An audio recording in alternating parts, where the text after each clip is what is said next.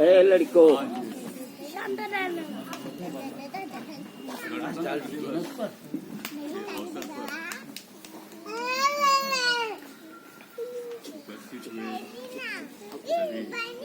महानुभाव बच्चे और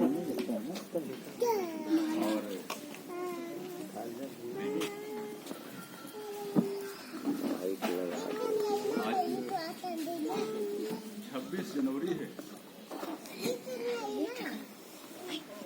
और इस 26 जनवरी को लगभग यूं कहिए कि 72 साल हो गए। क्यों 72वां है? हाँ बस सही माने में ऐसे तो हमारे देश में आजादी 15 अगस्त को मिली, लेकिन हमारा देश पूर्ण रूप से अपने संविधान के अनुसार 26 जनवरी 1950 में लागू हुआ और तभी से हम पूर्ण स्वतंत्रता लड़को और अपने संविधान के अनुसार इस देश में आगे बढ़ रहे हैं। स्वाभाविक है कि इतने सालों में बहुत कुछ परिवर्तन हुआ, बहुत कुछ हम आप जानते हैं, बहुत कुछ विकास हुआ, बहुत कुछ देश आगे बढ़ा है, बहुत कुछ हमारा व्यवसाय आगे बढ़ा है, हमारा उद्योग बढ़ा है, हमारी शिक्षा बढ़ी है और हमारे नौजवानों को आगे बढ़ने के रास्ते में यह एक बहुत दिनों के बाद हमने भारत में अपना शासन, अपना कानून, अपना संविधान और अपने लोगों द्वारा शासित। इसके पहले हमारा देश दूसरे लोगों के कब्जे में और बड़ा संघर्षों के बाद, बड़ा बलिदानों के बाद, बड़ा संगठन एकत्रित होकर के प्रतिरोध के बाद हम अपने देश में आजाद। और हमारा ये काम है, हम सभी का एक कर्तव्य है कि हम अपना देश, अपना संविधान और अपने महापुरुषों के योगदान और पूरे देश में जिन लोगों ने अपनी आजादी के लिए अपना सब कुछ सर्वस्व निछावर करके जो योगदान दिए, जो बलिदान दिए हैं, जो परिश्रम किए हैं, उसकी हम सुरक्षा करें और देश को आगे बढ़ाएं। जैसे जैसे हम आजादी की तरफ बढ़ रहे हैं, उस हिसाब से हमें विकास की तरफ आगे बढ़ना है, आगे देखना है।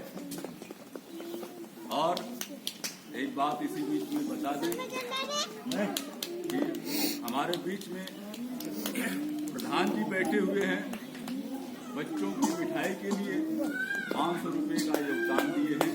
आप लोग ताली बजाएं।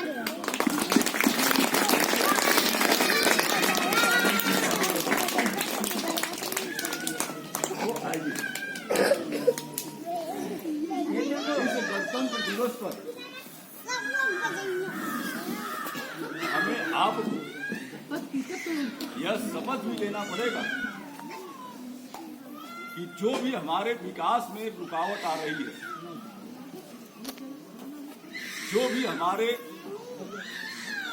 शिक्षा में या आगे बढ़ने में अगर किसी तरह की रुकावट आ रही है तो हम उसे प्रतिरोध जरूर करें।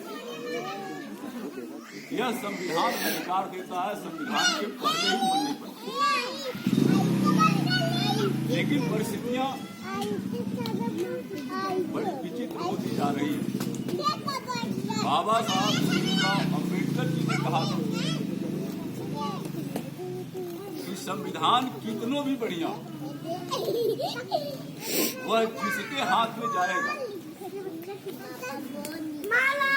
और उसका जो विचार होगा वह उसकी तरफ कार्य हो सकता है। संविधान की मानसिकता पर निर्भर है और यह मानसिकता पूरे देश में आज पूरी तरीके से देखने को मिल रही है। हम अपने को डेमोक्रेसी में कहते हैं, प्रजातंत्र कहते हैं, लोकतंत्र कहते हैं, जनतंत्र कहते हैं, लेकिन तंत्र तो अपना काम कर रहा है। लोक गायब, जन गायब, प्रजा गायब। ये विचित्र परिस्थितियां धीरे धीरे हमारे देश में बनती जा रही। यह जो परिस्थितियां हैं, मेरे समझ से संविधान में जो हमें अधिकार मिला है उसकी विपरीत ही जा रही। यह जो विपरीत परिस्थिति है, इन परिस्थितियों को अगर हम अपना प्रतिरोध करेंगे तो स्वभावतः गणतंत्र, प्रजातंत्र या डेमोक्रेसी विशेष रूप से आज आ रही है और इसे हम अगर जागरूक तरीके से न हो तो खतरे उत्पन्न हो सकते हैं। आज पूरे देश में जिस हिसाब से शिक्षा को आगे बढ़ना चाहिए, बाबा साहब ने कहा था ना कि शिक्षित बनो, संगठित करो बनो और संघर्ष करो। हमारी आपकी शिक्षा ही इतनी महंगी बनाई जा रही है तंत्रों द्वारा कि कोई भी इस देश में जाति वर्ग का हो, वह लगभग 60% लोगों के अपने अवकाश से शिक्षा बाहर जा रही है। अब उच्च शिक्षा इतनी महंगी हो गई है कि उसको बताना मुश्किल हो गया है और जिस तरीके से इस समाजवादी लोकतंत्र की जो व्यवस्था आगे बढ़ रही थी, उस चीज को धीरे धीरे संकुचित किया जा रहा है। शिक्षा हमारा मौलिक अधिकार है। 14 साल के बच्चों तक को शिक्षा देना अनिवार्य है और उच्च शिक्षा में वैज्ञानिक बने, ये सारी जो व्यवस्थाएं हैं इतनी महंगी होती जा रही है और जब भी कोई चीज निजी हाथों में जाएगा तो स्वाभाविक है वो महंगा। अभी मैं आपको बता दूं कि इस साल शिक्षा, चाहे वो IIT हो, चाहे मेडिकल की हो, चाहे इंजीनियरिंग और मेडिकल की लाइनें हो, इतना निजी हाथों में जाने के बाद महंगा हो गई है। इतने लोग यहाँ बैठे हुए हैं, मुझे लगता है कि शायद किसी के ही बस की बात है। प्रधान जी हमारे हैं, संपन्न हैं और भी लोग हैं, लेकिन अगर एक बच्चे को IIT कराना हो तो शायद पसीने छूटेंगे। एक को अगर डॉक्टर बनाना हो, चाहे किसी पैथी का, तो हम सबके पसीने छूट जाएंगे। इतना महंगा हो। अभी आपको बता दें कि हमारी एक पोती है जो नीट क्वालिफाई की, उसका BA में आया, उसने कहा नहीं हम MBBS करेंगे।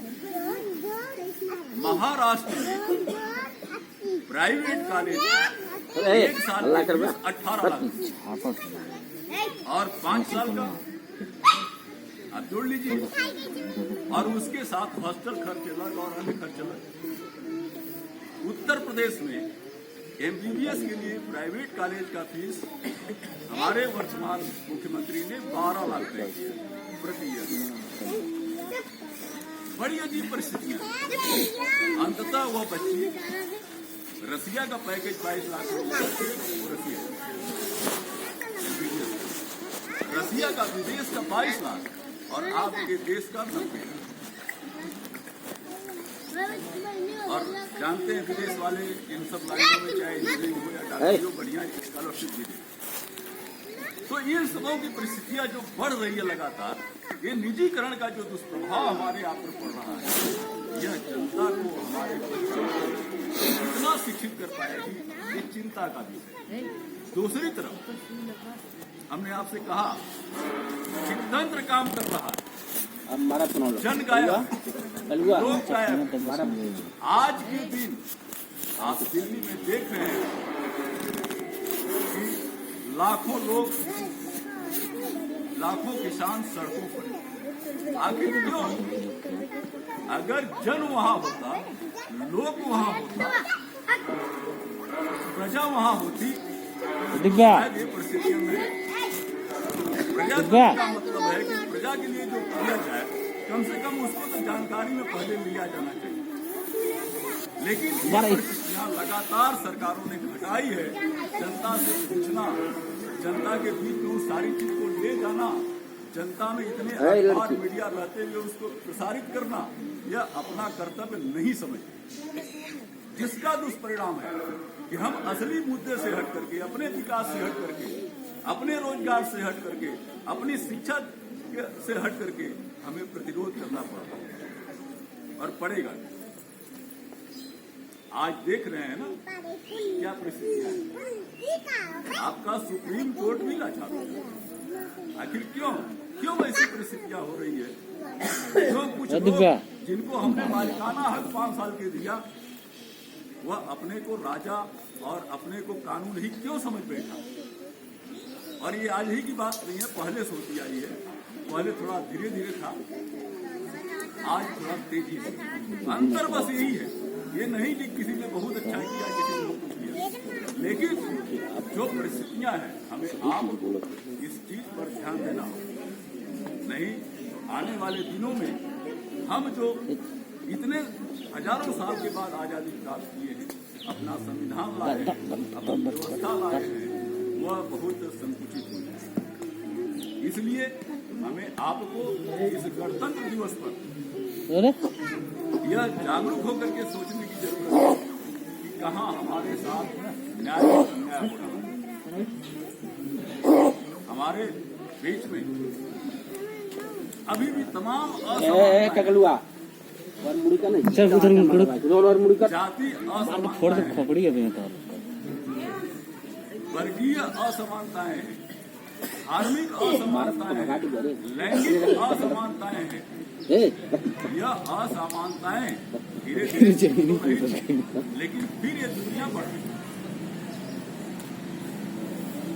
हमारे बीच में महिलाएं और बच्चियां बैठी, यहाँ भी असमानता 72 सालों में अभी तक नहीं मिलती है, जबकि संविधान सभी के बराबर का अधिकार दे रहा है।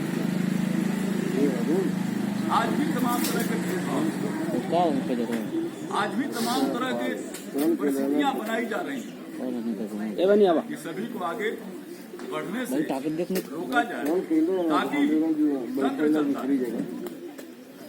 ईटा सरिया दो बाद में करो, अरे ईटा सरिया दो और तंत्र हमारे आप पर पूरी तरीके से ईटा सरिया दो 4-5 टू जनता को दरकिनार किया जाए। जनता से पूछने की कोई जरूरत नहीं समझ में आती, लेकिन ये चीजें कम से कम गणतंत्र में अरे खड़ा ईटा सरिया यह आवश्यक है। इसके लिए ये जरूरी है चल राय और मशविरा लिया जाना चाहिए, और यह राय मशविरा न लेने का ही परिणाम है कि आज तमाम तरह के प्रतिरोध देश में चल रहे हैं, प्रोटेस्ट चल रहे हैं। और हमें आप 26 जनवरी के अवसर पर ये सभी लोगों का कर्तव्य है कि भारतीय संविधान जो 26 जनवरी को लागू हुआ, वो कम से कम सभी लोग उसको पढ़ें, तब ये समझ में आएगा कि हमारा मौलिक अधिकार है। अगर हम नहीं पढ़ेंगे समय निकाल करके, तो फिर हम उन सारी चीजों से काफी दूर हो जाएंगे। और जब हम जानेंगे तभी प्रतिरोध करेंगे, अगर नहीं जानेंगे तो प्रतिरोध नहीं कर पाएंगे। इसलिए बच्चों को एक घर में अगर आप भारतीय संविधान की प्रस्तावना ही बच्चों को अगर समझा दिया जाए, बता दिया जाए, खुद भी समझ लिया जाए, तो यह काम आएगी भविष्य। साथ ही तो इस तरह जो परिस्थितियां हमारे सामने हमारे देश में है, हमारे शिक्षा और बच्चों के साथ, हमारे किसानों के साथ, आप देख लीजिए किसान क्यों दिल्ली में जमे हुए हैं लाखों की संख्या में, और सैकड़ों 100 से अधिक लोग शहीद भी। क्या ऐसा कारण है, क्यों परेशान है? जो परिस्थिति अंग्रेजों ने हमारे साथ पैदा किया उसमें 2-4 सूत्र ऐसे हैं कि जो उन परिस्थितियों को फिर से लाते।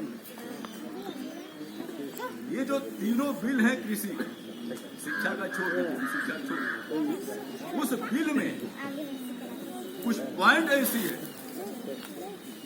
कि जिससे आप कुछ नहीं कर सकते। जिसमें एक पॉइंट बहुत खतरनाक पॉइंट है कि आपका खेती का जो कारपोरेट जगत तय करता है, चाहे वो 10 बिस्सा हो, चाहे वो 10,000 एकड़, वह तय करेगा कि आपका उत्पादन हम किस रेट में लेंगे और क्या आप उत्पादन करेंगे।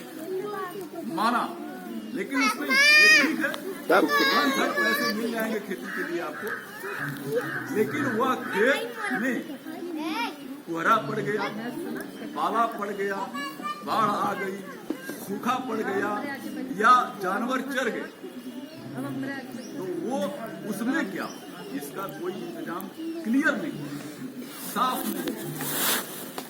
तो एक बात यह है। दूसरी चीज, यदि आपको मुकदमा करना है तो कारपोरेट जगत का, यानी निजी जो कारपोरेट आपके बीच में आएंगे खेती का समझौता करने, वो उनके अलग मजिस्ट्रेट, और जो वो निर्णय देगा उसका कोई भी प्रतिरोध किसी भी सिविल कोर्ट में आप नहीं कर सकते। जो निर्णय है वो आपको मानना पड़ेगा। दूसरी चीज, यदि कारपोरेट जगत उस उत्पादन का मूल्य अगर देश में घटता है, अगर वो कहता है कि नहीं लेंगे, तब आप क्या करेंगे साहब? आज देखिए जो एमएसपी है, धान पे 1850 है, लेकिन मार्केट में लोग 1200 ले रहे हैं, कहीं कहीं तो 1000 भी ले रहे हैं। अभी भी कोई 1200 से ज्यादा लेने को तैयार नहीं है। और सरकार की जो चीजें हैं वो आप ऑनलाइन कर दीजिए, चाहे जो भी कर दीजिए, वहां सब पहुंच गया कि धान पूरी खरीद हो गई, लेकिन धान आप ही के घर में पड़ा। ये सारे कमियां हैं। तो जो परिस्थिति तय करनी चाहिए कम से कम पूछना चाहिए, और ये न पूछने का, जनता को न पूछने से और उन सारे कृषि बिलों को प्रसार प्रचार मीडिया में न करने से ये परिस्थितियां खड़ी, ताकि आप अपने बेरोजगारी की बात न कर सकें, आप उधरे उलझे, आप अपने शिक्षा की बात न कर सकें, आप उधरे उलझे हैं, आप अच्छा व्यवस्था आप अपने बढ़ने के लिए रोजगार न ढूंढ सकें, आप उधर ही उलझे हैं। ये सारी परिस्थितियां खड़ी की जाती हैं तंत्र द्वारा, और ये सब जगह होता है, हर सरकारों में हुआ है। मैं किसी एक की बात नहीं कर रहा हूँ। कहीं अगर ऐसी परिस्थितियां आ रही है तो बहुत अच्छे काम भी हुए, ये नहीं बात है कि काम नहीं हुए, काम भी बहुत हुए। और ये देख लीजिए कि गणतंत्र दिवस पर हम ये भी कहना चाहेंगे कि सीमा पर हम काफी मजबूत हैं, ऐसी बात नहीं। और बीच के जो बहुत सारी चीजें हैं वो भी कुछ अच्छी हुई है, लेकिन जो मूल चीज है, जब हमारे आपके बीच से देश ही खिसक जाए, धरती ही खिसक जाए, तो बाकी सब मौजूद रहने से क्या मौजूद सबको होना चाहिए। इसलिए आज के दिन पर एक किसान गीत प्रस्तुत करके अपनी बातें